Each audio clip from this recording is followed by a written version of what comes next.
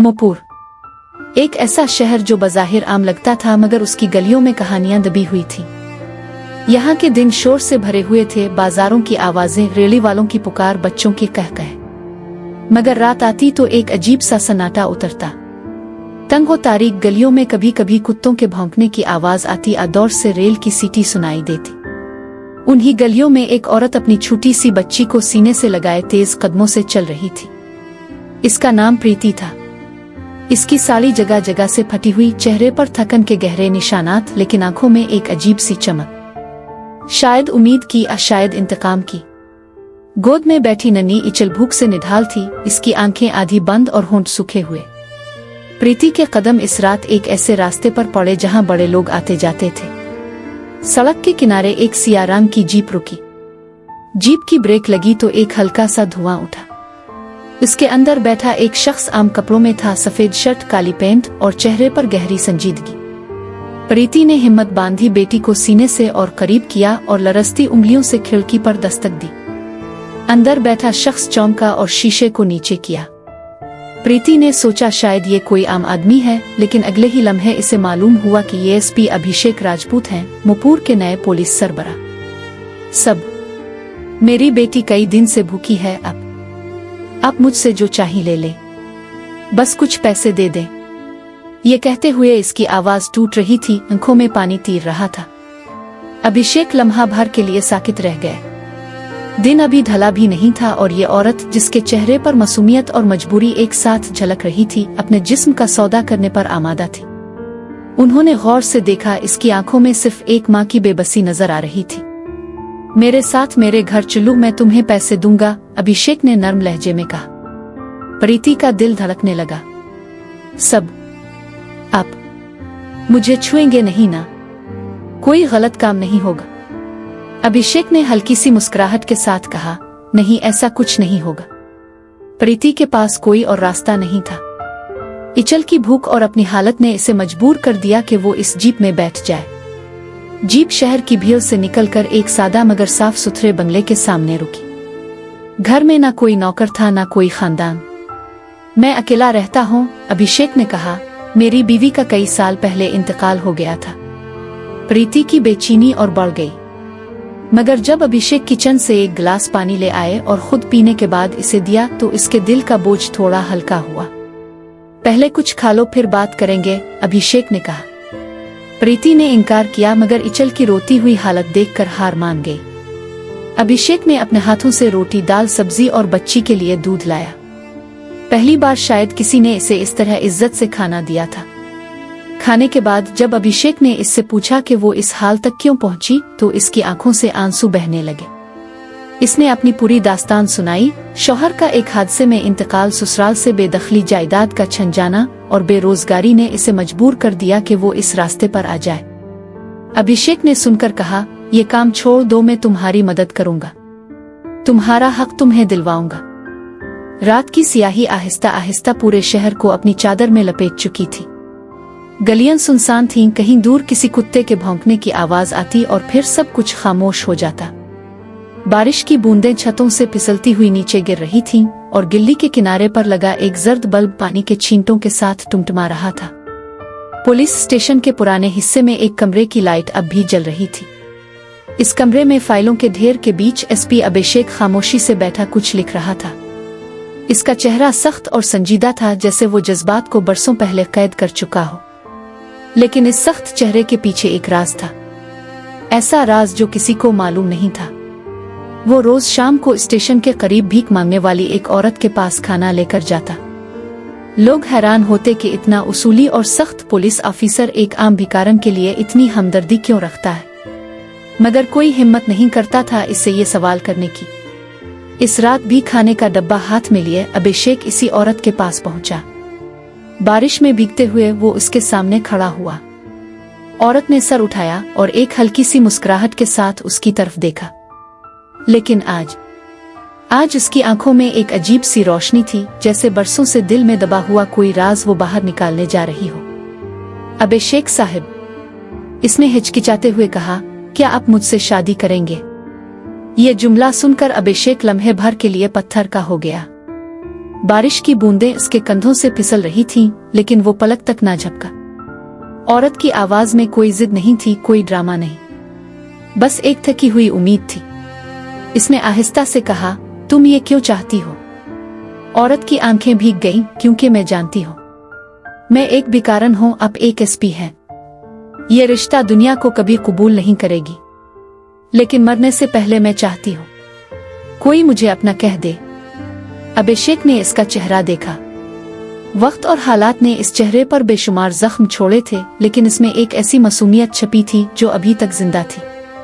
इसके दिल में माजी के दरवाजे खिलने लगे। वो दिन जब वो एक आम नौजवान था, ख्वाबों में खोया हुआ, मोहब्बत में डूबा हुआ, और फिर एक हादसे ने सब कुछ छीन लिया।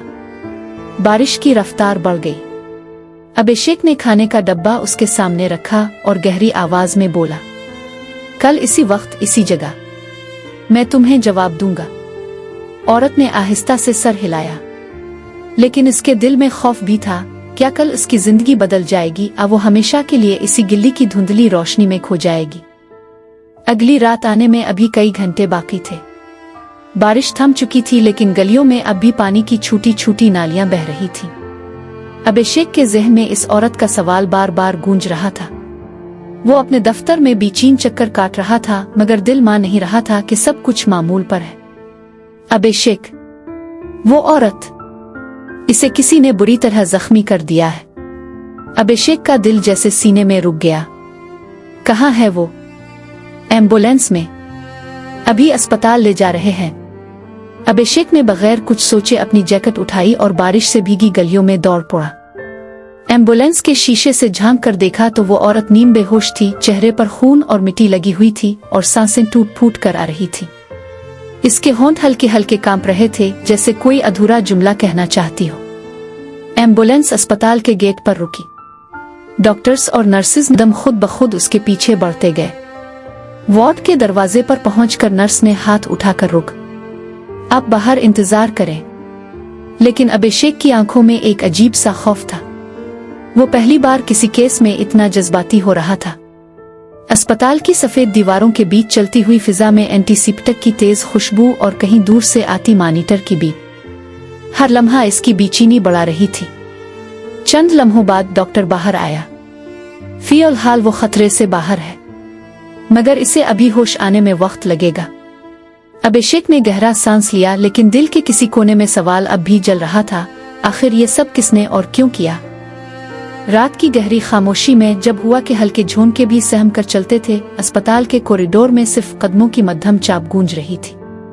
अभिषेक आहिस्ता आहिस्ता चलता हुआ इस वार्ड की तरफ बढ़ रहा था जहां वो औरत जेरे इलाज थी। रोशनी हल्की सी मध्यम थी। बल्ब की रोशनी में दीवारों के साए अजीब सी कहानी सुनाते महसूस हो रहे थे। हर कदम के साथ उसका दिल और तेज धड़क रहा था, जैसे कोई अनजानी कशिश इसे आगे बढ़ा रही हो। जब वो दरवाजे पर पहुंचा, इसने एक लम्हे के लिए राख कर गहरी सांस ली। दरवाजे के अंदर झांका तो वो औरत बेड पर नीम बेहोश सी पड़ी थी। इसके चेहरे पर वक्त के थप्पड़ों के निशान थे, लेकिन आंखों के करीब एक ऐसी रोशनी छपी थी जो शायद सालों से किसी ने ना देखी हो। अभिषेक ने आहिस्ता से कमरे में कदम रखा। इसकी नजरें औरत के चेहरे पर जिमी रहें, जैसे वो इसे पहली बार देख रहा हो। दिल में एक अजीब सा एहसास अलिफा बैरनी लगा, रहम, हमदर्दी और एक नाकाबिले बयान कशिश का मिला जला रंग। इसने बेड के करीब जाकर कुर्सी खींची और खामोशी से बैठ गया। अचानक औरत ने हल्की सी करवट ली और धीरे से आंखें खोली। वो चंद लम्हे इसकी तरफ देखती रही, जैसे किसी ख्वाब से हकीकत में आई हो। फिर उसकी आंखों में आंसू तैरने लगे। अब इसने टूटे फूटे लफ्जों में कहा, जैसे यकीन ही ना आ रहा हो। अभिषेक ने नरमी से जवाब दिया, हाँ, मैं हूं। आपको कुछ भी हो, मैं यहाँ हूं। इस लम्हे कमरे का माहौल बदल गया। बाहर से आती हुआ ने पर्दे को हल्का सा जुम्बिश दी, जैसे फिजा भी इस मुकालमे को सुन रही हो। औरत के होंठ लरजने लगे, लेकिन चेहरे पर एक अजीब सा सुकून आतर आया। शायद बरसों बाद इसे किसी पर भरोसा महसूस हुआ था। खिड़की के पर्दे आहिस्ता आहिस्ता हल रहे थे, जैसे हुआ भी इस पिल की गवाह बन गई हो। कोने में रखी घड़ी की टिंक टिंक कमरे के सुकूत को और भी गहरा कर रही थी। वो बिस्तर पर नीम सहमी बैठी थी। चेहरे पर थकन थी, मगर आंखों में एक अजीब सी चमक। शायद ये पहली बार था कि कोई उसके करीब बैठा था, बिना खौफ के, बिना गरज के। एसपी आहिस्ता से कुर्सी खींचकर बिस्तर के पास बैठ गया। इसकी वर्दी आज नहीं थी, बस सादा कपड़े और आंखों में एक संजीदगी जो इसने कभी पहले नहीं दिखाई थी। वो चंद लम्हे खामोश रहा, जैसे अल्फाज चुन रहा हो। फिर धीमी मगर गहरी आवाज में बोला, मैंने जिंदगी में बहुत से जुर्म देखे हैं, बहुत सी सच्चाइयां खोली हैं, मगर आज मैं एक और जुर्म का सामना कर रहा हूँ। वो जुर्म जो मुआशरा तुम पर डालेगा, तुम्हारी कहानी जाने बगैर। वो चौंक कर उसकी तरफ देखने लगी। इसकी पलकें हल्की सी कांपी। तुम जानती हो? वो आगे झुका। मैं तुमसे शादी करने के लिए तैयार हूँ। ये जुमला जैसे कमरे में गूंज गया। एक पिल के लिए हुआ रात गई। वो अपनी सांस की रफ्तार तक सुन सकती थी। शादी? इसने जैसे यकीन न आने वाले लहजे में कहा।